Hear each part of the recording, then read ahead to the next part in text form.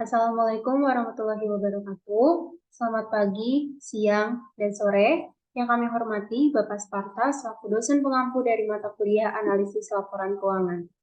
Baiklah, pada kesempatan kali ini kami dari kelompok 3 yang berisikan saya Karina Putri Destania dengan NIM 20211111002. Saya Nadia Kamila dengan NIM 202111111001. Saya Lavina Permatasari dengan NIM 2021111027.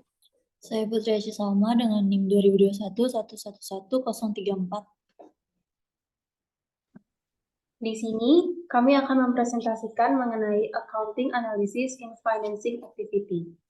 Bab ini menjelaskan analisis akuntansi terhadap aktivitas pendanaan, baik pembiayaan kreditur maupun ekuitas. Analisis kami terhadap pembiayaan kreditur mempertimbangkan kewajiban operasional dan kewajiban pembiayaan. Analisis liabilitas operasional mencakup studi ekstensif mengenai imbalan pasca pensiun yang kami bahas dalam lampiran. Analisis kewajiban pembiayaan berfokus pada topik-topik seperti sewa guna usaha dan pembiayaan off balance sheet, serta bentuk pembiayaan utang konvensional. Kami juga menganalisis komponen pembiayaan ekuitas dan relevansi nilai buku. Tujuan analisis yang pertama, memahami pembiayaan utang dan mengevaluasi implikasinya untuk analisis. Kedua, menganalisis dan menafsirkan sewa dan menjelaskan implikasinya dan penyesuaian terhadap laporan keuangan. Ketiga, analisis pengungkapan kewajiban kontingensi dan jelaskan resikonya. Yang keempat, identifikasi pembiayaan di luar neraca dan konsekuensinya terhadap analisis resiko. Kelima, jelaskan stok, modal, dan analisis serta tafsirkan ciri-cirinya yang membedakan. 6. Menjelaskan laba ditahan dan distribusinya melalui dividen. 7. Menganalisis dan menafsirkan kewajiban di tepi ekuitas. Kedelapan, analisis pengungkapan pasca pensiun dan nilai konsekuensinya terhadap penilaian dan resiko perusahaan.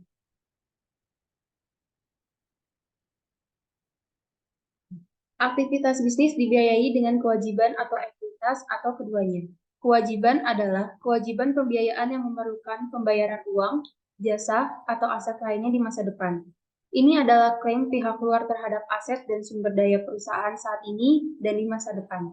Kewajiban dapat bersifat pembiayaan atau operasional dan biasanya lebih tinggi dari keduanya dari pemegang ekuitas. Kewajiban pembiayaan adalah segala bentuk pembiayaan utang seperti jangka panjang, surat utang dan obligasi berjangka, pinjaman jangka pendek, dan sewa. Liabilitas operasional adalah kewajiban yang timbul dari operasi seperti kreditur perdagangan dan kewajiban pasca pensiun. Kewajiban biasanya dilaporkan sebagai kewajiban lancar atau tidak lancar. Biasanya berdasarkan apakah kewajiban tersebut jatuh tempo dalam waktu 1 tahun atau tidak. Ekuitas mengacu pada klaim pemilik atas kekayaan bersih suatu perusahaan. Tagihan pemilik bersifat junior terhadap kreditur. Artinya, merupakan klaim sisa atas seluruh aset setelah klaim kreditur dipenuhi. Pemegang ekuitas juga dihadapkan pada resiko maksimum yang terkait dengan perusahaan berhak atau seluruh sisa keuntungan suatu perusahaan. Sekuritas tentu lainnya seperti obligasi yang dapat diubah, mengangkai garis yang memisahkan kewajiban dan ekuitas dan mewakili hibrida bentuk pembiayaan.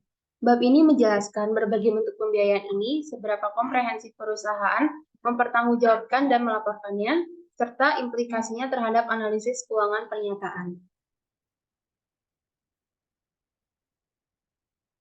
Selanjutnya ada debt financing atau pembiayaan hutang. Hutang atau kewajiban keuangan mengacu pada dana yang secara eksplisit dipinjam oleh perusahaan dari berbagai penyedia modal. Perusahaan dapat meminjam langsung dari investor dengan menerbitkan surat berharga seperti obligasi. Peminjam seperti itu disebut hutang publik. Perusahaan juga dapat meminjam dari lembaga keuangan seperti bank dalam bentuk pinjaman.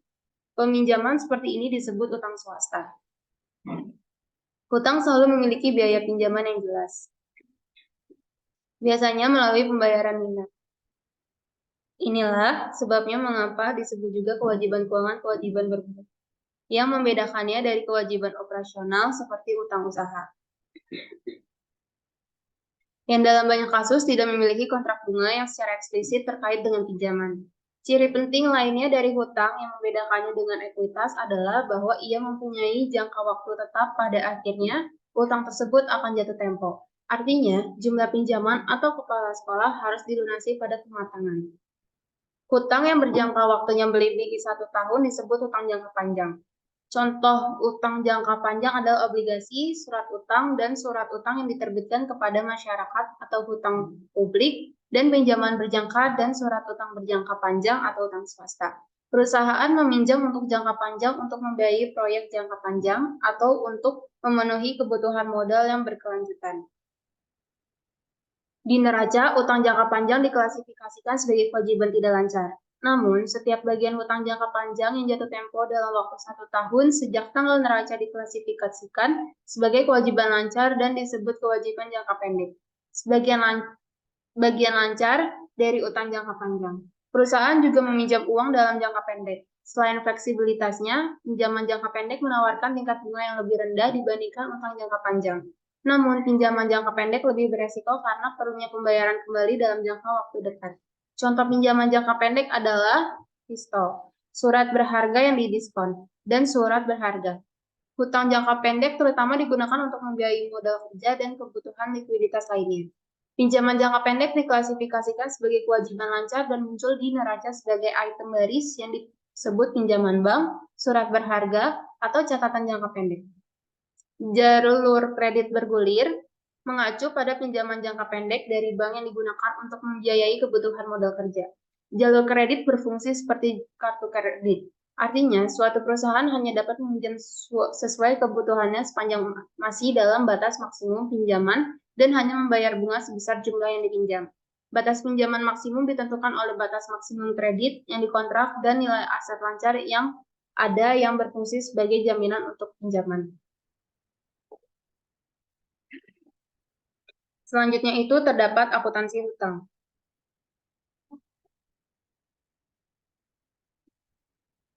Mekanisme akuntansi hutang jangka panjang, suku bunga efektif adalah tingkat bunga yang ditetapkan pasar terhadap obligasi pada saat penerbitannya. Tarif ini menentukan nilai sekarang obligasi pada saat penerbitan, yaitu sama dengan hasil tunai yang diterima perusahaan dari penerbitan obligasi. Suku bunga efektif ditentukan oleh pasar setelah mempertimbangkan faktor-faktor seperti suku bunga bebas resiko yang berlaku serta jangka waktu dan tingkat resiko obligasi. Tidak boleh ada hubungan antara tingkat kupon dan tingkat bunga efektif. Misalnya, perusahaan menerbitkan obligasi tanpa kupon, di mana satu-satunya pembayaran kepada investor adalah nilai nominalnya pada akhir jangka waktu. Obligasi tersebut juga dinilai oleh pasar pada tingkat bunga efektif tertentu.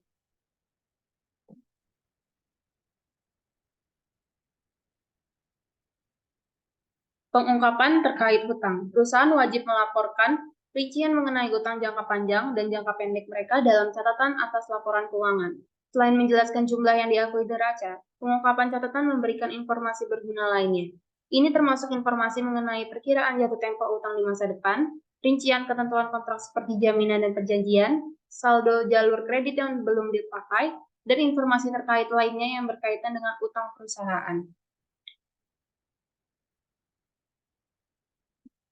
Selanjutnya terdapat akuntansi nilai wajar. Nilai wajar juga mencerminkan nilai kini utang. Namun, nilai wajar berbeda dari pembiayaan perolehan di amortisasi. Karena mencerminkan nilai wajar saat ini suku bunga tidak seperti biaya di amortisasi yang mencerminkan suku bunga pada saat penerbitan. Para pendukung nilai wajar memuji keunggulan konseptual dibandingkan ukuran lainnya. Namun, para analis berbeda pendapat mengenai kesesuaiannya untuk akuntansi utang. Dalam kondisi normal, nilai wajar mengukur nilai likuiditas dari hutang. Jumlah ini berguna jika perusahaan berencana melunasi utangnya segera. Namun, nilai wajar kurang berguna sebagai ukuran utang yang dimiliki hingga jatuh tempo. Yang terakhir, menerapkan akuntansi nilai wajar pada utang dapat menyebabkan keuntungan atau merugikan. Sementara yang belum direalisasi masuk ke dalam pendapatan yang dilaporkan. Penting bagi seorang analis untuk mengidentifikasi item-item ini dan menghapusnya ketika memperkirakan pendapatan berkelanjutan. Yang lebih penting lagi, perusahaan bisa saja memperoleh keuntungan ketika kualitas kreditnya memburuk. Artinya, ketika kelayakan kredit suatu perusahaan menurun, maka nilai pasar utangnya akan menurun. Berdasarkan akuntansi nilai wajar, hal ini akan mengakibatkan pencatatan keuntungan laba bersih yang direalisasi. Mungkin satu-satunya situasi di mana akuntansi nilai wajar utang masuk akal adalah bagi lembaga keuangan. Biasanya bank memiliki aset dan liabilitas yang sensitif terhadap pergerakan suku bunga perekonomian secara keseluruhan dan masuk akal untuk mencocokkan nilai-nilai tersebut. Jatuh tempo asetnya dengan liabilitas dengan tepat akan memiliki rasio utang. Ekuitas yang stabil ketika kedua sisi neracanya dicatatkan ke pasar. Meskipun nilai aset dan liabilitasnya mungkin menunjukkan volatilitas terkait dengan pergerakan suku bunga.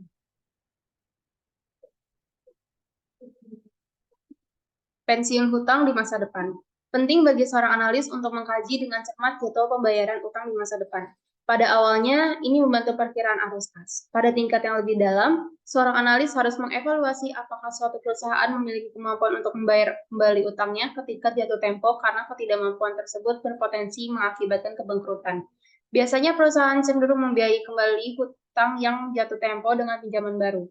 Namun seorang analis tidak bisa begitu saja berasumsi bahwa utang tersebut akan dibiayai kembali, terutama bagi perusahaan yang kesehatan keuangannya tidak baik. Perusahaan yang tidak mampu melakukan pembiayaan kembali akan sering melakukan negosiasi ulang dengan membangkirnya untuk memperpanjang jatuh tempo utangnya. Namun negosiasi ulang tersebut memerlukan biaya yang besar, biasanya dalam bentuk suku bunga yang lebih tinggi atau pembayaran berbagai denda. Selanjutnya yaitu perlindungan. Pemberi pinjaman seringkali memiliki kontrak eksplisit dengan perusahaan peminjam yang membantu pemberi pinjaman melindungi uang yang mereka pinjamkan. Biasanya ada 3 cara yang digunakan pemberi pinjaman untuk melindungi diri mereka sendiri. Yang pertama ada senioritas, kedua agunan, dan ketiga perjanjian. Informasi dalam pencatatan laporan tahunan memberikan rincian tentang perlindungan ini. Memahami sifat perlindungan ini dan implikasi merupakan hal yang penting dalam analisis, terutama bagi perusahaan yang kondisi keuangannya buruk. Yang pertama, ada senioritas. Senioritas mengacu pada urutan pembayaran kepada pihak-pihak yang berbeda ketika bisnis suatu perusahaan dibubarkan. Klaim senior akan dibayarkan sebelum klaim junior. Senioritas klaim tertentu ditentukan sebelumnya oleh hukum, misalnya iuran pemerintah seperti utang pajak dan iuran pegawai seperti gaji yang belum dibayar perlu dilunasi sebelum pembayaran lain-lain. Yang kedua, ada keamanan. Keamanan atau jaminan mengacu pada aset yang disisihkan selama pembubaran untuk secara khusus memenuhi klaim tertentu. Klaim yang didukung oleh agunan tersebut diamankan. Jika terjadi pembubaran perusahaan, pemilik klaim khusus ini dapat menjual aset yang teridentifikasi untuk memenuhi klaim mereka. Jenis aset tertentu yang ditawarkan sebagai jaminan ditetapkan dalam kontrak perjanjian. Lalu yang ketiga ada perjanjian. Pemberi pinjaman menetapkan perjanjian untuk mengamankan investasi mereka. Perjanjian dapat bersifat afirmatif atau negatif. Perjanjian afirmatif menentukan tindakan yang perlu diambil manajemen untuk menjaga utang tetap berreputasi baik. Perjanjian negatif membatasi perilaku manajemen yang mungkin merugikan pemberi pinjaman. Perjanjian tersebut biasanya terdiri dari 2 bagian. Yang pertama, batasan yang menentukan kapan perusahaan telah melanggar perjanjian, dan yang kedua, hukuman atau pembatasan yang timbul ketika suatu perjanjian dilanggar. Biasanya pelanggaran perjanjian menjadi alasan standar teknis yang memberikan hak hukum kepada pemberi pinjaman untuk menuntut pembayaran kembali utangnya segera. Meskipun dalam praktiknya pemberi pinjaman yang jarang meminta pembayaran segera, mungkin mereka menentukan kondisi dan batasan baru pada perusahaan sebagai bagian dari negosiasi ulang yang terjadi selama gagal bayar teknis. Perjanjian berfungsi sebagai mekanisme peringatan dini bagi pemberi pinjaman, sehingga mereka dapat melindungi investasi mereka dengan cara yang proaktif. Dengan kata lain, perjanjian ini memungkinkan pemberi pinjaman untuk mulai memantau dan mengendalikan pinjaman ketika ada tanda-tanda awal adanya masalah, dan mudah-mudahan jauh sebelum keadaan benar-benar memburuk. Dalam skenario terburuk, perjanjian memungkinkan pemberi pinjaman untuk meminta pembayaran utang segera melalui kegagalan teknis.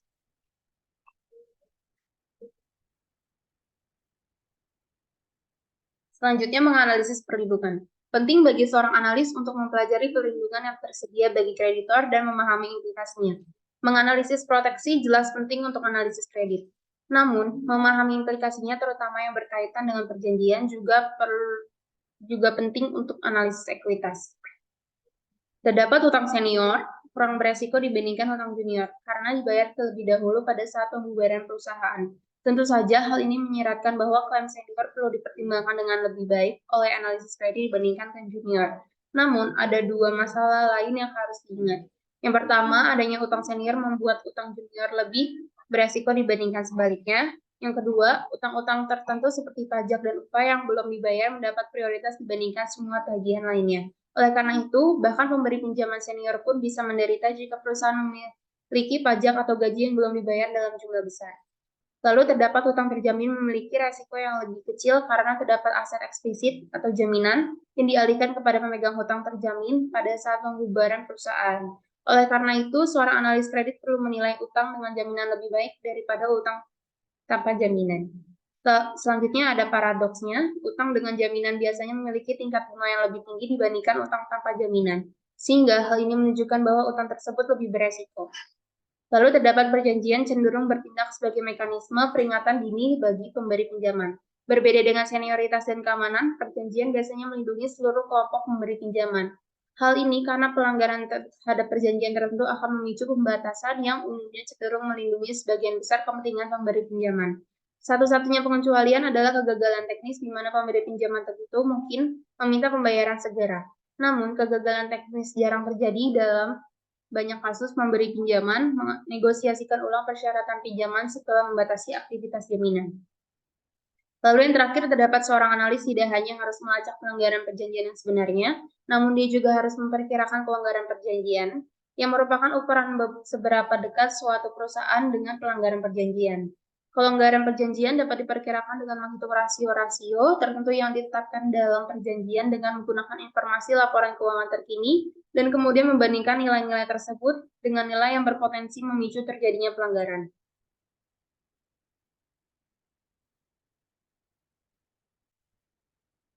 Selanjutnya, sewa adalah bentuk pembiayaan yang populer terutama di industri tertentu. Sewa adalah perjanjian kontrak antara penyewa, pemilik, dan pengguna. Ini memberi penyewa hak untuk menggunakan aset milik penyewa selama jangka waktu sewa.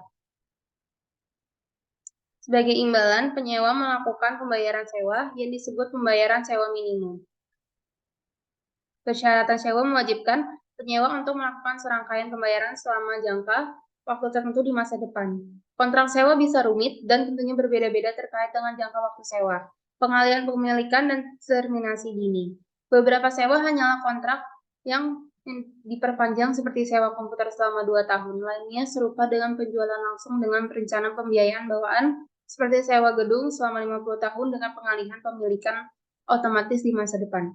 Dua metode alternatif akuntansi sewa mencerminkan perbedaan dalam konteks sewa. Sewa yang mengalihkan secara substansial seluruh manfaat dan risiko kepemilikan dicatat sebagai perolehan aset dan timbulnya liabilitas oleh penyewa.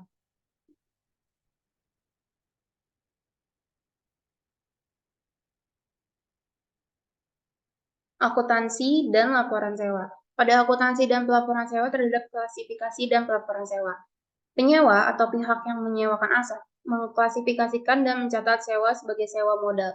Jika pada awal sewa memenuhi setiap 4 kriteria. Yang pertama, sewa mengalihkan kepemilikan properti kepada penyewa pada akhir masa sewa. Yang kedua, sewa membuat opsi untuk membeli properti dengan harga murah.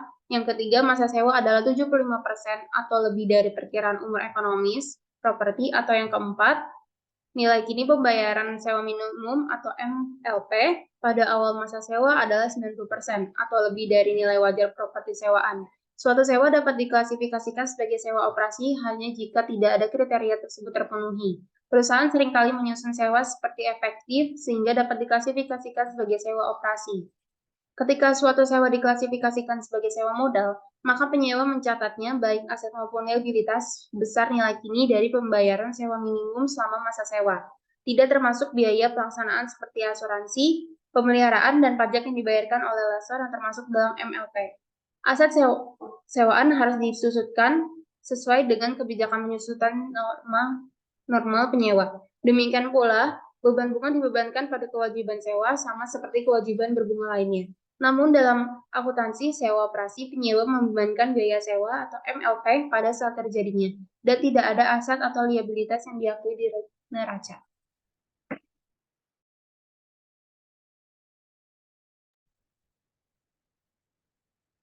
Selanjutnya yaitu dampak sewa operasi. Meskipun standar akuntansi memperbolehkan metode alternatif untuk mencerminkan perbedaan ekonomi yang mendasari transaksi sewa, kebijaksanaan ini terlalu sering disalahgunakan oleh penyewa yang menyusun kontrak sewa sehingga mereka dapat menggunakan metode sewa operasi. Praktek ini mengurangi kegunaan laporan keuangan. Selain itu, karena proporsi sewa modal terhadap sewa operasi bervariasi antar perusahaan, akuntansi sewa mempengaruhi kemampuan kita untuk membandingkan laporan keuangan perusahaan yang berbeda. Insentif penyewa untuk menyusun sewa sebagai sewa operasi berkaitan dengan dampak sewa operasi versus sewa modal pada neraca dan laporan laba rugi. Dampak-dampak tersebut terhadap laporan keuangan dirangkum sebagai berikut. Yang pertama, sewa operasi mengecilkan kewajiban dengan tidak memasukkan pembiayaan sewa ke dalam neraca. Hal ini tidak hanya menyembunyikan kewajiban dari neraca, tetapi juga berdampak positif pada rasio solvabilitas atau seperti utang terhadap ekuitas yang sering digunakan dalam analisis kredit. Yang kedua, sewa operasi mengecil aset. Hal ini dapat meningkatkan rasio laba atas investasi dan perputaran aset.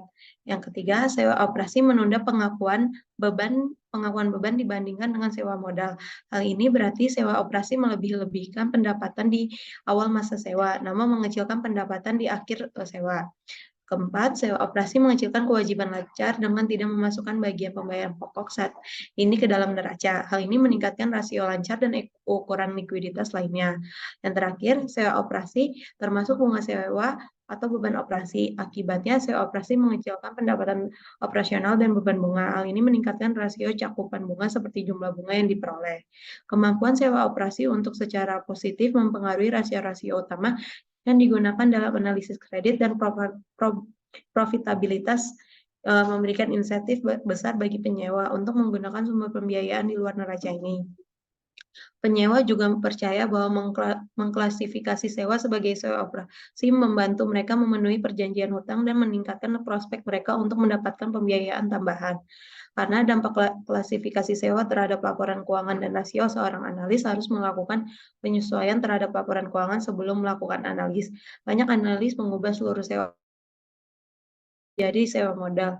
Yang lainnya lebih selektif, yang lebih selektif. Kami menyarankan untuk mengklasifikasikan ulang sewa bila diperlukan dan berhati-hati terhadap penyesuaian yang tidak pandang bulu. Yaitu kami merekomendasikan reklasifikasi hanya jika klasifikasi penyewa tampak tidak konsisten dengan karakteristik ekonomi sewa bagaimana dijelaskan selanjutnya. Selanjutnya yaitu kontingensi dan komitmen. Kontingensi adalah potensi keuntungan dan kerugian yang penyelesaian bergantung pada satu arah lebih kejadian di masa depan. Kontingensi kerugian adalah klaim potensial atas sumber daya perusahaan dan dikenal sebagai kewajiban kontingensi. Kewajiban kontingensi dapat timbul dari ligitasi, ancaman pengambilan, kolektibilitas piutang, klaim yang timbul dari produksi, serta jaminan atau cacat produk, jaminan kinerja, penilaian pajak, risiko yang diasuransikan sendiri, dan kerugian harta benda yang sangat besar. Kontingensi kerugian harus memenuhi dua syarat sebelum perusahaan mencatatnya sebagai kerugian. Yang pertama, itu bahwa aset akan mengalami penurunan nilai atau timbul liabilitas. Yang tersirat dalam kondisi ini adalah memungkinkan besar suatu peristiwa di masa depan akan mengkonfirmasi kerugian tersebut. Syarat kedua adalah jumlah kerugian yang harus ditanggung dapat diperkirakan secara wajar. Contohnya yang biasanya memenuhi kedua kondisi tersebut adalah kerugian akibat tidak tertagihnya piutang dan kewajiban terkait jaminan produk. Untuk kasus ini, estimasi liabilitas dan kerugian dicatat dalam laporan keuangan.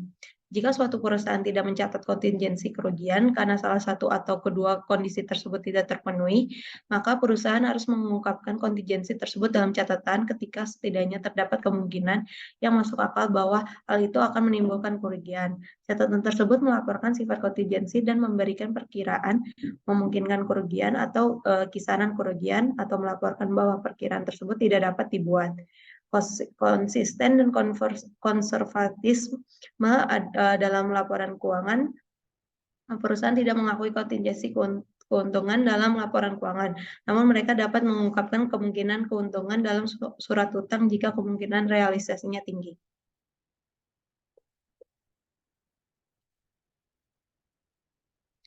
Selanjutnya menganalisis kewajiban kontingensi. Kewajiban kontingensi yang dilaporkan untuk item seperti jaminan jasa dan jaminan merupakan estimasi.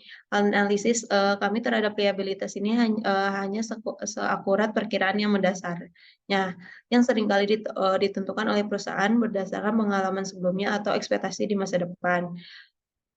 Misalnya ingat bahwa Mansfield berargumentasi bahwa pihak mempunyai pembelaan yang kuat terhadap tuntutan hukum terhadapnya karena tuntutan hukum terkait asbes hingga tahun di mana perusahaan tersebut dinyatakan bangkrut.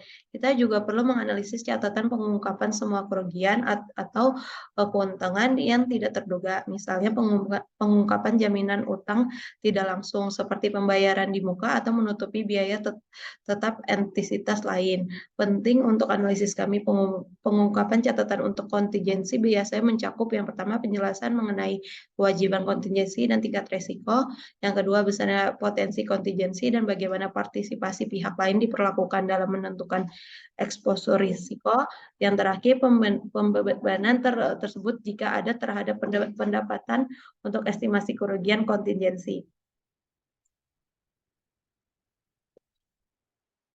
Selanjutnya komitmen. Komitmen adalah klaim potensial terhadap sumber daya perusahaan karena kinerja masa depan berdasarkan kontrak. Transaksi ini tidak diakui dalam laporan keuangan karena peristiwa seperti penandatanganan kontrak, eksekutori, atau penerbitan pesanan pembelian bukan merupakan transaksi yang selesai. Contoh tambahannya adalah kontrak jangka panjang yang tidak dapat dibatalkan untuk membeli produk atau jasa dengan harga tertentu dan kontrak pembelian aset tetap yang memerlukan pembayaran selama konstruksi.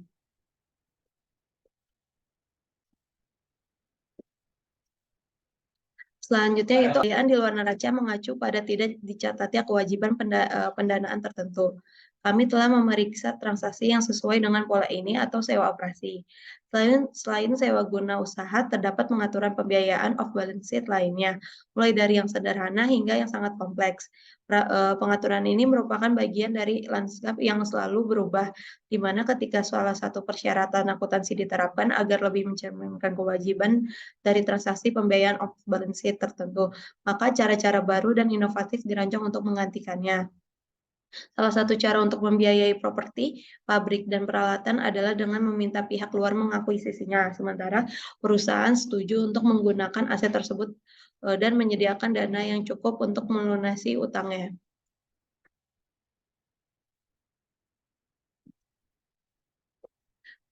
Selanjutnya yaitu entitas bertujuan khusus. Entitas bertujuan khusus atau SPE yang kini menjadi terkenal setelah kebangkrutan Enron telah menjadi mekanisme pembiayaan yang sah selama beberapa dekade dan merupakan bagian integral dari keuangan perusahaan saat ini. Konsepnya mudah. Yang pertama, SPE dibentuk oleh perusahaan sponsor dan kapitalisasi dengan pernyataan saham yang sebagian harus berasal dari pihak ketiga yang independen. Yang kedua, SPE memanfaatkan investasi ekuitas ini dengan pinjaman dari pasar kredit dan pembelian aset produktif dari atau untuk perusahaan sponsor. Yang terakhir, arus kas dari aset produktif digunakan untuk membayar utang dan memberikan keuntungan kepada investor ekuitas.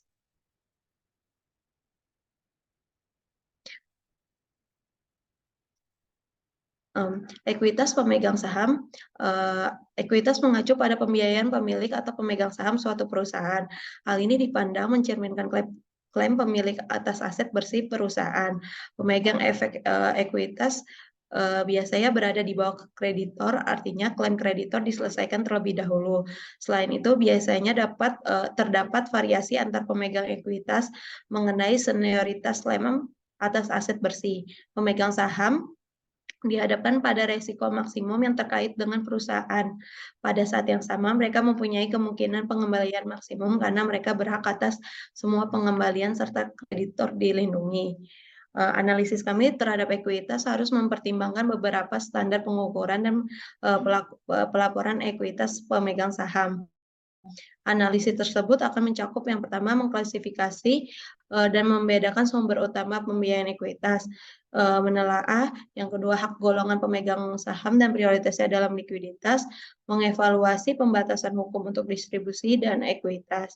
Yang keempat, meninjau pembatasan kontrak hukum dan lainnya mengenai distribusi laba ditahan.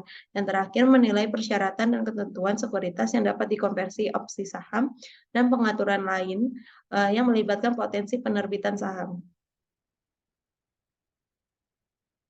Selanjutnya ada modal. Pelaporan modal saham, pelaporan modal saham membuat penjelasan mengenai perubahan jumlah modal saham, jumlah modal saham. Informasi ini diungkapkan dalam laporan keuangan atau catatan terkait. Daftar parsial berikut menunjukkan alasan perubahan modal saham dipisahkan menurut kenaikan dan penurunan. Yang pertama, sumber peningkatan modal saham yang beredar.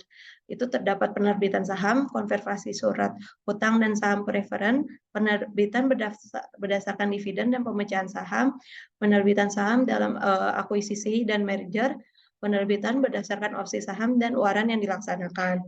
Yang kedua, sumber penurunan modal saham yang beredar. Yang pertama, pembelian dan penghentian saham. Yang kedua, pembelian kembali saham. Dan yang terakhir, melibatkan pemecahan saham. Aspek penting lainnya dari analisis kami mengenai modal saham adalah evaluasi opsi yang dimiliki oleh pihak lain. Ketika dilaksanakan menyebabkan jumlah saham beredar meningkat dan dengan demikian melemahkan kepemilikan. Opsi-opsi ini meliputi yang pertama hak konversi surat utang dan saham preferen menjadi saham biasa. Yang kedua, waran yang memberikan hak kepada pemegangnya untuk menukarnya dengan saham dalam kondisi tertentu. Yang ketiga, opsi saham dengan rencana kompensasi dan bonus yang memerlukan penerbitan modal dalam penerbitan modal saham selama periode waktu tertentu dengan harga tetap. Contohnya adalah rencana opsi saham yang memenuhi syarat dan rencana kepemilikan saham karyawan. Yang terakhir, komitmen untuk menerbitkan modal saham. Contohnya adalah perjanjian merger yang memerlukan pertimbangan tambahan bergantung pada terjadinya suatu peristiwa seperti pencapaian tingkat pendapatan tertentu.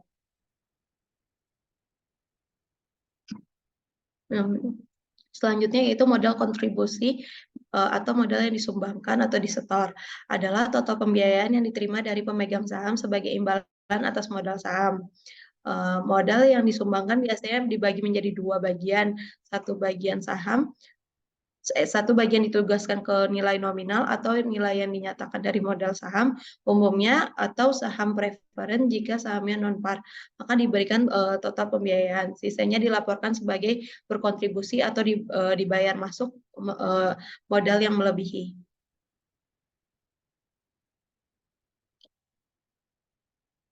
Selanjutnya yaitu nilai nominal atau nilai yang dinyatakan. Disebut juga juga tambahan modal disetor. Jika digabungkan akun-akun ini mencerminkan jumlah yang dibayarkan oleh pemegang saham untuk membiayai aktivitas bisnis. Akun lain di bagian modal kontribusi ekuitas pemegang saham timbul dari beban atau kredit dari berbagai transaksi modal termasuk penjualan saham treasury, perubahan modal yang timbul dari kombinasi bisnis, sumbangan modal seringkali ditampilkan tersendiri sebagai modal sumbangan, biaya emisi saham dan biaya merger, dan kapitalisasi laba ditahan melalui dividen saham. Selanjutnya yaitu saham treasury, yaitu saham atau perusahaan yang diperoleh kembali setelah sebelumnya ditempatkan dan disetor penuh. Akuisisi saham treasury oleh perusahaan mengurangi aset dan ekuitas pemegang saham. Sejalan dengan transaksi ini, saham treasury bukan merupakan aset, melainkan akun kontra ekuitas atau ekuitas negatif. Ketika perusahaan mencatat saham treasury pada nilai par, mereka biasanya melaporkannya sebagai kontra terhadap atau pengurangan kelas saham terkait. Selanjutnya yaitu klasifikasi modal saham. Modal adalah saham yang diterbitkan kepada pemegang ekuitas sebagai imbalan atas aset dan jasa. Ada dua tipe dasar modal saham. Yang pertama saham modal preferen dan saham biasa. Ada juga sejumlah variasi berbeda dalam masing-masing kelas saham ini. Saham preferen adalah kelas saham khusus yang memiliki preferensi atau fitur yang tidak dinikmati oleh saham biasa. Fitur-fitur yang khas melekat pada saham preferen meliputi yang pertama preferensi pembagian dividen termasuk fitur partisipasi dan kumulatif. Yang kedua, prioritas likuidasi, terutama penting karena perbedaan antara nilai nominal dan nilai likuidasi saham preferen bisa sangat besar. Yang ketiga, konvertibilitas atau penebusan menjadi saham biasa atau SEC mensyaratkan penyajian terpisah atas saham-saham ini jika saham preferen memiliki karakteristik utang seperti persyaratan penebusan. Yang keempat, hak tanpa hak suara. Yang kelima, ketentuan penarikan. Selanjutnya yaitu menganalisis modal saham.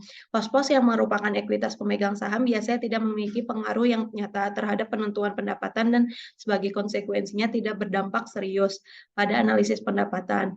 Informasi yang lebih relevan untuk analisis berkaitan dengan komposisi akun modal dan batasan yang berlaku. Komposisi ekuitas penting karena adanya ketentuan yang dapat mempengaruhi hak sisa atas saham biasa dan oleh karena itu hak resiko dan keuntungan investor ekuitas. Ketentuan tersebut mencakup hak partisipasi dividen, hak konversi, dan berbagai opsi dan ketentuan yang menjadi ciri sekuritas kompleks yang sering diterbitkan berdasarkan perjanjian merger yang sebagian besar melemahkan ekuitas biasa. Penting bagi kami untuk merekonstruksi dan menjelaskan perubahan dalam neraca modal ini. Selanjutnya, pendapatan yang disimpan. Pendapatan yang disimpan adalah modal yang diperoleh suatu perusahaan. Akun laba ditahan mencerminkan akumulasi laba yang tidak didistribusikan atau laba bersih suatu perusahaan sejak didirikan. Hal ini berbeda dengan rekening modal saham dan tambahan modal di setor yang merupakan modal yang disumbangkan oleh pemegang saham. Laba ditahan merupakan sumber utama pembagian dividen kepada pemegang saham. Meskipun beberapa negara bagian mengizinkan distribusi kepada pemegang saham dari tambahan modal di setor, distribusi ini mewakili distribusi modal atau bukan pendapatan. Next.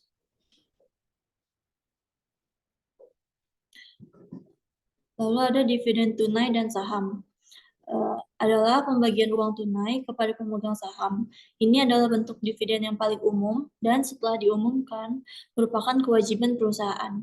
Bentuk lain dari dividen adalah dividen dalam bentuk barang atau dividen properti. Dividen ini dibayarkan dalam bentuk aset suatu perusahaan, barang, atau saham perusahaan lain. Dividen tersebut dinilai sebesar nilai pasar dari harta yang dibagikan. Next.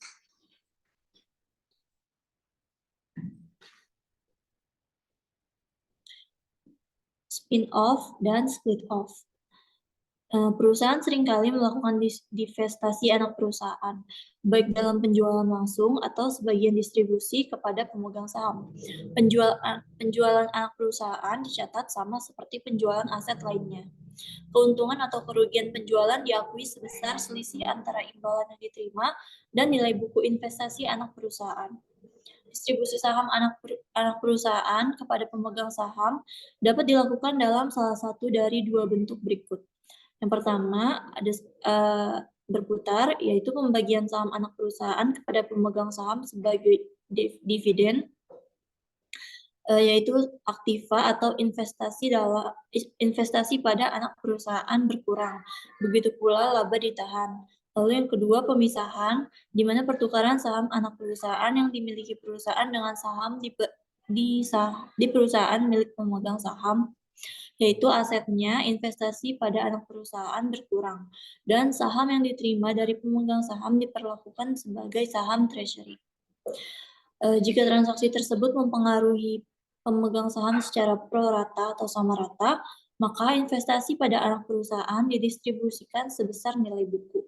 Untuk distribusi non pro rata, investasi terlebih dahulu dicatat sebesar nilai pasar, sehingga menghasilkan keuntungan antara distribusi dan nilai pasar dari investasi tersebut didistribusikan kepada pemegang saham. Next. Akumulasi pendapatan komprehensif lain. atau perubahan tertentu pada nilai tercatat aset dan liabilitas atau keuntungan atau kerugian yang belum direalisasi.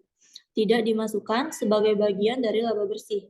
Sebaliknya, mereka dimasukkan secara terpisah sebagai bagian dari penghasilan komprehensif lain, yang kemudian ditambahkan ke laba bersih untuk menentukan pendapatan komprehensif. Beberapa item yang termasuk dalam penghasilan komprehensif lain adalah keuntungan atau kerugian yang belum direalisasi dari efek-efek yang diklasifikasikan dalam kelompok tersedia untuk dijual, lalu keuntungan untuk kerugian atau kerugian yang belum direalisasi atas derivatif yang memenuhi syarat akuntansi lindung. Kemudian ada nilai penyesuaian pensiun dan OPEB, lalu ada penyesuaian terjemahan mata uang asing.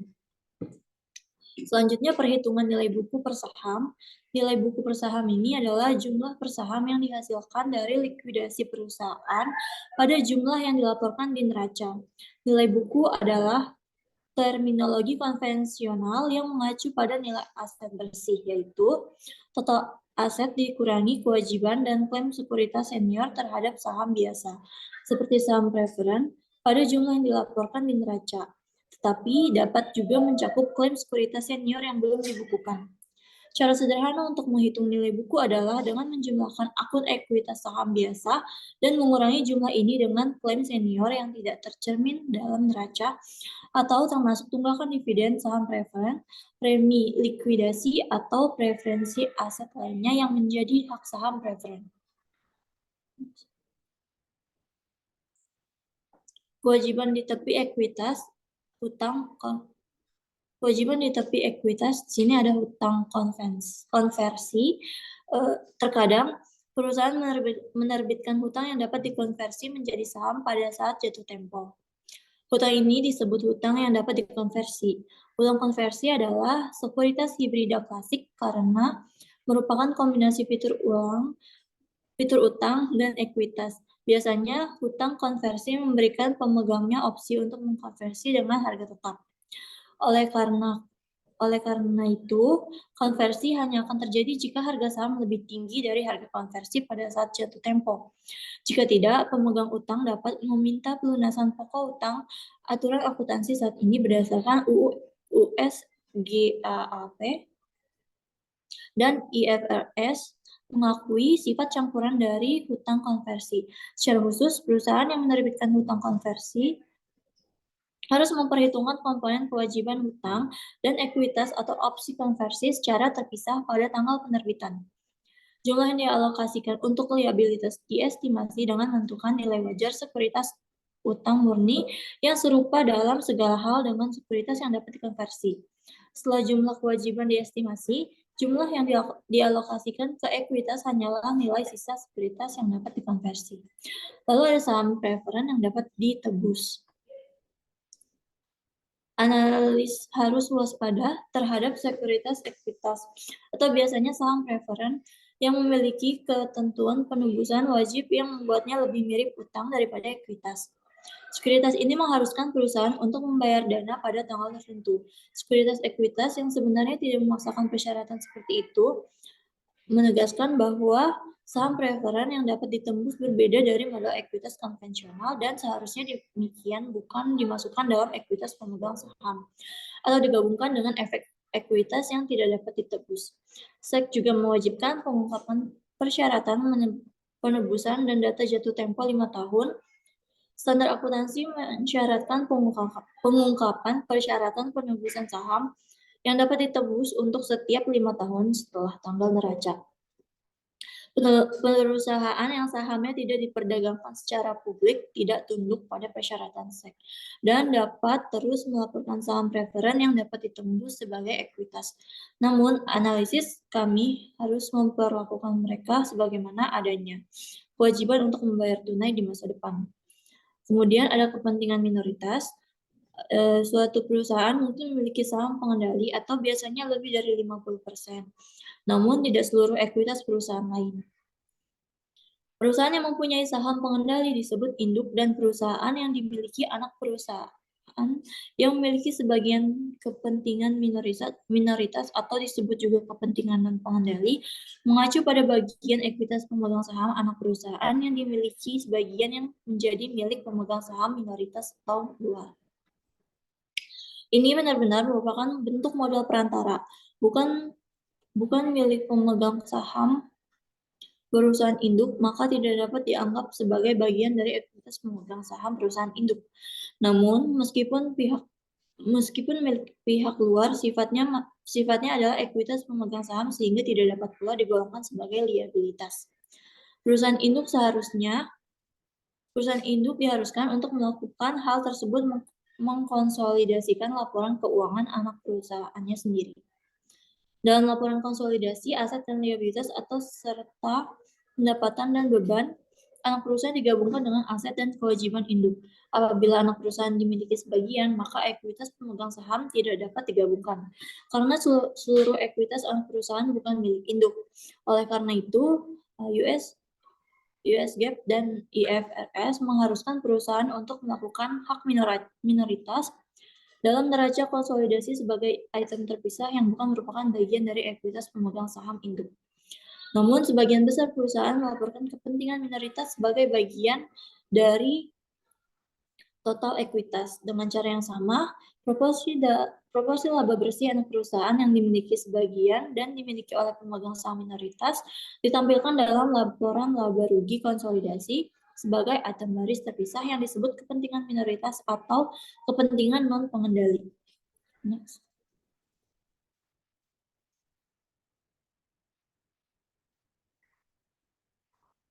Pelaporan ekuitas pemegang saham di bawah IFRS.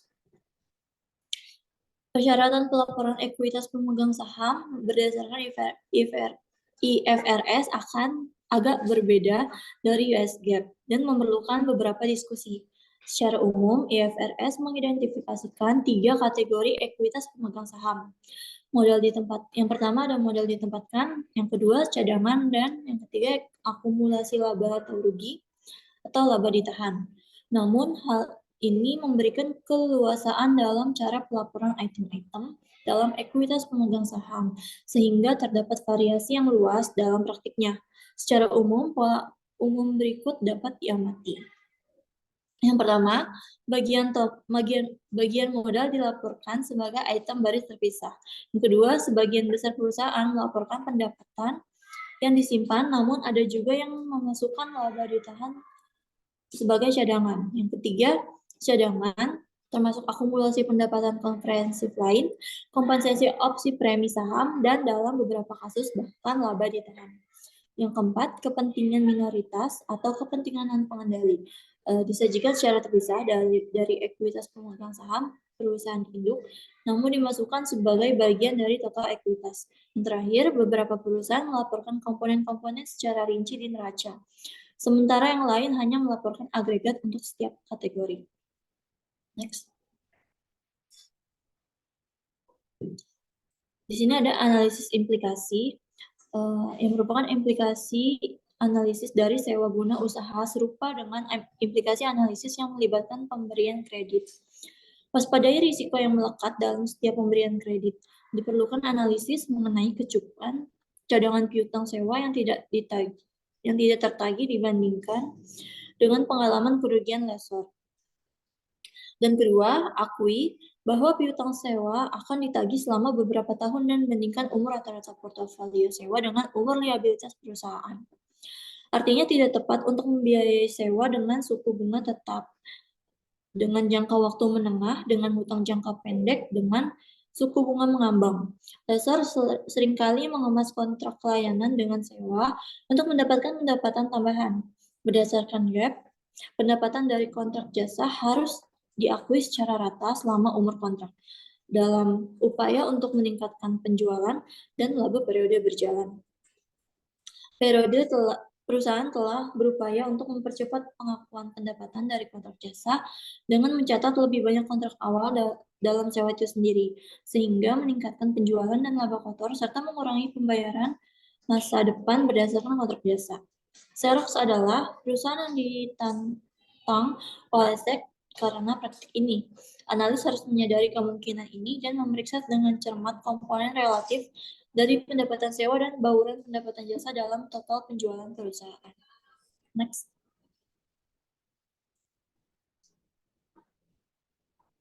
Kemudian ada manfaat pensiun. Akuntansi pensiun memerlukan pemahaman tentang ekonomi yang mendasari transaksi pensiun. Oleh karena itu, pertama-tama kita membahas sifat transaksi pensiun dan ekonomi yang mendasari akuntansi pensiun sebelum membahas persyaratan akuntansi pensiun. Next. Di sini ada sifat kewajiban pensiun, yaitu komitmen pensiun oleh perusahaan diformalkan melalui program pensiun. Rencana pensiun adalah perjanjian yang dibuat oleh pemberi kerja untuk memberikan manfaat pensiun kepada pekerja, dan hal ini melibatkan 3 entitas. Yang pertama, pemberi kerja, yaitu yang memberikan kontribusi pada program tersebut, lalu pekerja yang memperoleh manfaat dan dana pensiun, dana pensiun independen dari pemberi kerja dan dikelola oleh wali. Dana pensiun menerima iuran, menginvestasikannya dengan cara yang tepat, dan membagikan manfaat pensiun kepada karyawan. Program pensiun secara tepat merinci manfaat serta hak dan tanggung jawab pemberi kerja dan pekerja. Rencana pensiun dapat dibagi menjadi 2 kategori dasar. Manfaat pasti rencana menentukan jumlah pensiun manfaat yang dijanjikan pemberi kerja untuk diberikan kepada pensiun. Dalam program imbalan pasti, pemberi pekerjaan menanggung risiko kinerja dana pensiun. Kontribusi pasti rencana menentukan jumlah pensiun. Kontribusi yang dimasukkan pemberi kerja ke dalam program pensiun. Dalam hal ini, besarannya manfaat pensiun yang sebenarnya kepada pensiun bergantung pada kinerja dana pensiun. Dan dalam program iuran pasti, karyawan menanggung risiko kinerja dana pensiun. Next.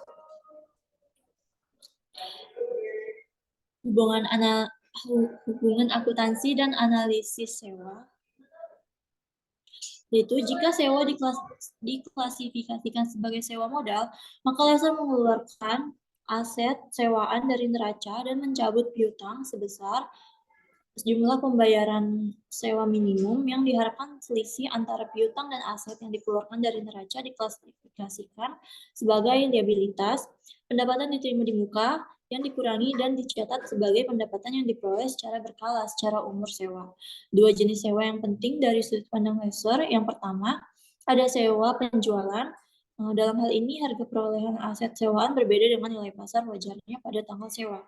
Situasi ini mungkin timbul misalnya dengan sebuah perusahaan seperti IBM yang memproduksi komputer dan menyewakannya kepada pemiliknya. Dalam hal ini, akuntan berpandangan bahwa aset tersebut telah dijual dan IBM telah mengadakan transaksi pembiayaan berikutnya dengan penyewa. Sebagai hasilnya, IBM mencatat penjualan, harga pokok penjualan, dan laba kotor pada saat sewa dijalankan. Oleh karena itu, IBM mencatat laba kotor atas penyewaan komputer dan pendapatan sewa selama masa sewa sama dengan pendapatan diterima di muka ketika sewa ditandatangani. Selanjutnya, karena aset yang disewakan telah dikeluarkan dari neraca, IBM tidak lagi mencatat biaya penyusutan. Yang kedua ada sewa pembiayaan langsung. Di dalam hal ini, nilai sewa atau nilai kini piutang pembayaran sewa adalah sama dengan harga perolehan aset yang dibeli dan tidak ada penjualan atau laba kotor yang dicatat. Next. Implikasi analisis dan jual sewa kembali. Implikasi analisis dari sewa guna usaha serupa dengan implikasi analisis yang melibatkan pemberian kredit. Waspadai risiko yang melekat dalam setiap pemberian kredit. Diperlukan analisis mengenai kecukupan cadangan piutang sewa yang tidak tertagih dibandingkan dengan pengalaman kerugian yang dialami lessor. Jual sewa kembali transaksi melibatkan penjualan aset yang dimiliki dan pelaksanaan sewa atas aset yang sama. Perusahaan sering menggunakan penjualan penyewaan kembali untuk membebaskan uang tunai dari aset yang ada, terutama real estate. Umumnya, setiap keuntungan yang direalisasikan atas nilai aset yang dijual harus ditangguhkan dan diakui selama umur sewa sebagai pengurang biaya sewa. Next.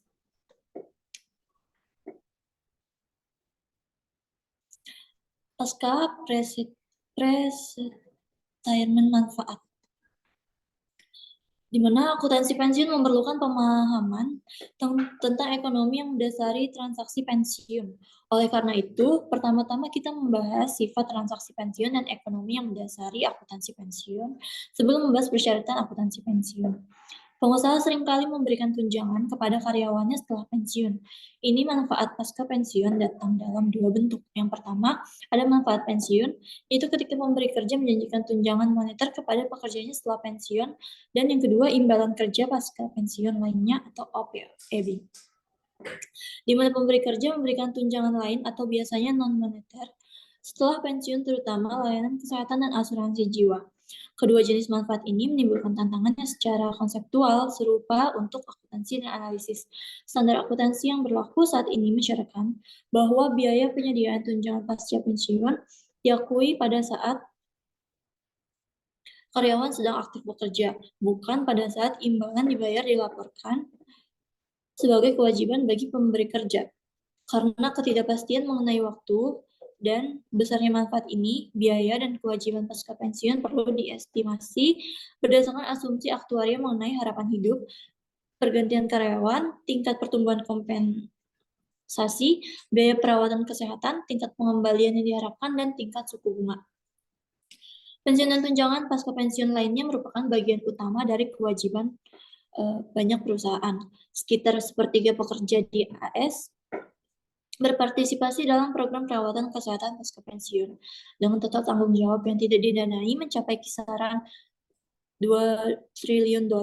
Kewajiban pensiun dan OPEB kemungkinan besar akan meningkat karena perubahan grafik demografi dan peningkatan harapan hidup. Next.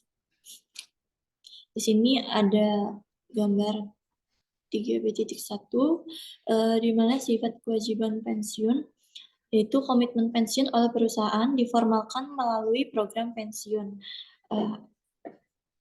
Yang pertama ada rencana pensiun, yaitu perjanjian yang dibuat oleh pemberi kerja untuk memberikan manfaat pensiun kepada pekerja. Dan hal ini melibatkan 3 entitas. Yang pertama pemberi kerja, lalu pekerja yang memperoleh manfaat dan dana pensiun. Dan di sini program pensiun secara tepat merinci manfaat serta hak dan tanggung jawab pemberi kerja dan pekerja. Rencana pensiun dapat dibagi menjadi 2 kategori dasar, manfaat pasti rencana dan kontribusi pasti. Next.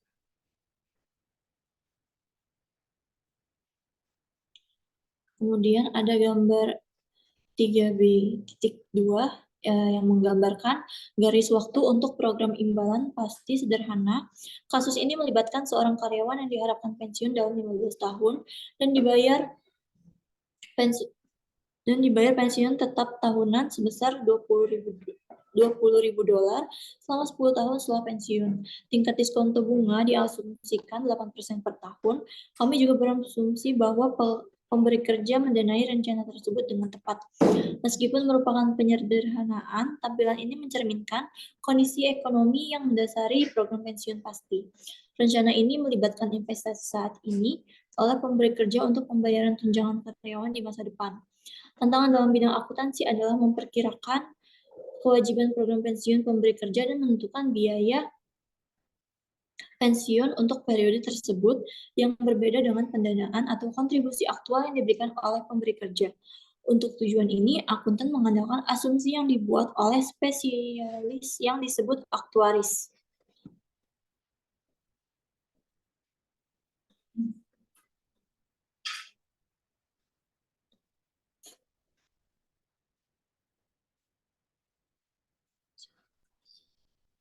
Lalu ada ekonomi.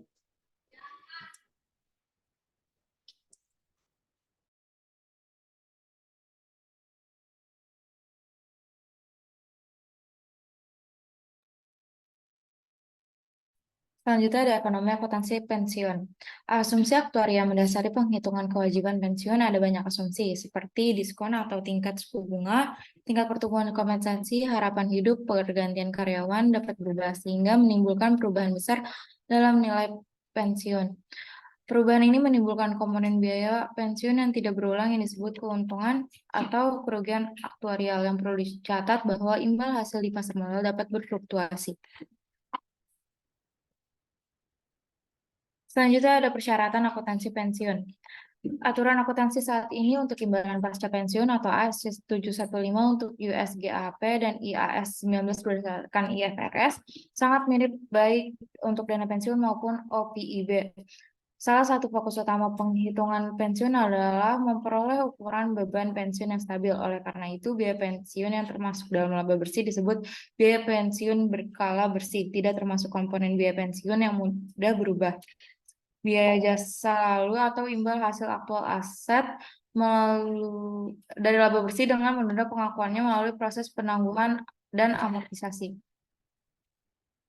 Selanjutnya ada status yang diakui oleh neraca. Akuntansi pensiun saat ini mengakui status pendanaan program pensiun di neraca. Status didanai adalah perbedaan antara nilai pasar aset program pensiun saat ini dan kewajiban pensiun. Definisi kewajiban pensiun yang digunakan adalah kewajiban manfaat yang diproyeksikan atau PBO. PBO didasarkan pada diperkirakan kompensasi karyawan pada tanggal pensiun. Kompensasi saat ini yang diperkirakan menggunakan asumsi mengenai tingkat pertumbuhan kompensasi. Selanjutnya ada biaya pensiun yang diakui. Seperti disebutkan sebelumnya, biaya pensiun yang diakui termasuk dalam laba bersih, yaitu biaya pensiun periodik bersih.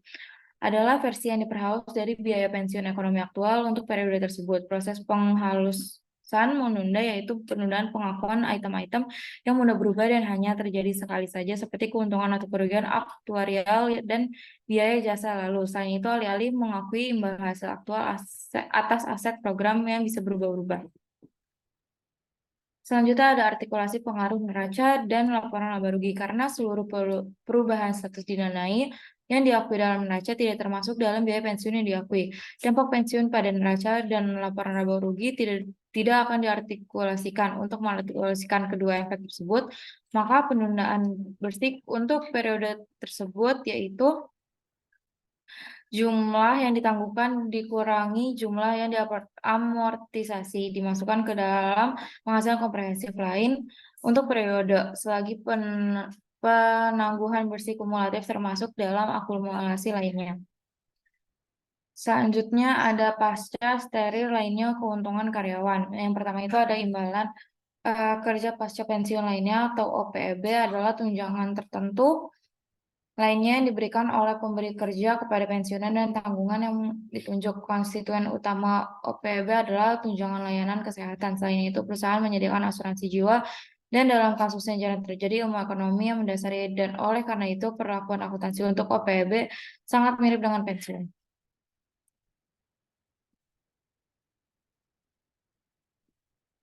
Selanjutnya itu ada pelaporan manfaat post retirement.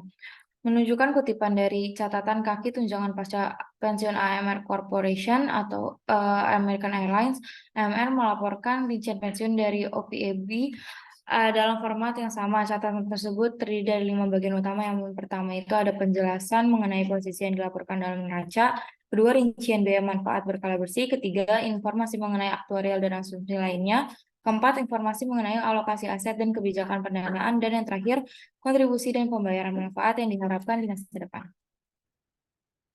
Selanjutnya ada analisis manfaat post retirement. Analisis pengungkapan imbalan pasca pensiun merupakan tugas yang penting, baik karena besarnya kewajiban ini maupun karena kompleksitas akuntansi. Kami menyediakan prosedur 5 langkah untuk menganalisis manfaat pasca pensiun. Yang pertama itu, menentukan dan konsiliasi biaya manfaat yang dilaporkan dan manfaat ekonomi. Kedua, melakukan penyesuaian yang diperlukan terhadap laporan keuangan. Yang ketiga, mengevaluasi asumsi aktuarial dan dampaknya terhadap laporan keuangan. Yang keempat, memeriksa exposure risiko pensiun. Dan yang kelima, mempertimbangkan implikasi arus kas dari program manfaat pasca pensiun. Selanjutnya ada menyesuaikan laporan laba rugi dan neraca. Status yang didanai mencerminkan posisi ekonomi sebenarnya dari neraca tersebut. Oleh karena itu, ini merupakan ukuran yang tepat untuk aset bersih program manfaat pasca pensiun. Karena status pendanaan dilaporkan pada neraca, tampaknya tidak diperlukan penyesuaian. Ingatlah bahwa status didanai ditentukan dengan penggunaan proyeksi kewajiban imbalan yang ditentukan dengan menggunakan gaji yang diharapkan dari karyawan pada saat pensiun. Selanjutnya itu ada asumsi aktuaria dan analisis sensitivitas. Pada gambar ini mencerminkan distribusi 3 asumsi utama aktuaria untuk sejumlah besar sampel perusahaan. Asumsi penting adalah tingkat diskonto. Perubahan tingkat diskonto mempengaruhi besarnya kewajiban pensiun dan biaya manfaat ekonomi. Lanjut, ada exposure risiko pensiun. Selama periode ini, suku bunga turun tajam yang secara signifikan meningkatkan nilai kewajiban pensiun. Namun nilai aset program menurun selama periode yang sama karena pasar saham sedang lesu. Kombinasi faktor-faktor ini mengakibatkan penurunan yang signifikan pada tingkat dana pensiun. Status dinai saja tidak memberikan informasi mengenai 2 faktor lain yang penting dalam menentukan risiko perusahaan, yaitu 1 intensitas pensiun, yang kedua profil risiko aset pensiun. Selanjutnya ada implikasi arus kas dari manfaat pasca pensiun. Implikasi arus kas dari tunjangan pasca pensiun sangatlah jelas. Artinya arus kas keluar sama dengan kontribusi yang diberikan perusahaan terhadap rencana tersebut. Memberikan informasi yang dapat membantu analis memperkirakan arus kas masa depan terkait dengan rencana tunjangan. Sebagian besar perusahaan memberikan informasi tentang perkiraan kontribusi pada tahun berikutnya. Selanjutnya ada kewajiban pensiun, menjelaskan penghitungan kewajiban pensiun. Kami menjelaskan 2 definisi alternatif untuk kewajiban pensiun. Yang pertama itu ada akumulasi kewajiban manfaat atau ABO, dan yang kedua ada kewajiban manfaat yang diproyeksikan oleh PBO. Selanjutnya ada biaya pensiun. Biaya pensiun berulang terdiri dari 2 komponen, yaitu biaya layanan yang berarti nilai kini aktuaria dari manfaat pensiun yang diperoleh karyawan berdasarkan formula manfaat pensiun. Lalu yang kedua ada biaya bunga, peningkatan kewajiban imbalan yang diproyeksikan yang timbul ketika pembayaran pensiun atau pembayaran pensiun satu periode mendekati pembayaran. Selanjutnya itu ada biaya pensiun tidak terulang, yang timbul dari peristiwa seperti perubahan asumsi aktuarial atau aturan rencana, yang terdiri dari 2 komponen, yaitu yang pertama itu ada keuntungan atau kerugian aktuarial adalah perubahan PBO yang terjadi ketika 1 atau lebih asumsi aktuarial direvisi dalam estimasi PBO. Yang kedua itu ada biaya layanan sebelumnya, timbul akibat perubahan peraturan program pensiun pada PBO. Sekian dari kelompok kami. Kurang lebihnya mohon maaf. Wassalamualaikum warahmatullahi wabarakatuh.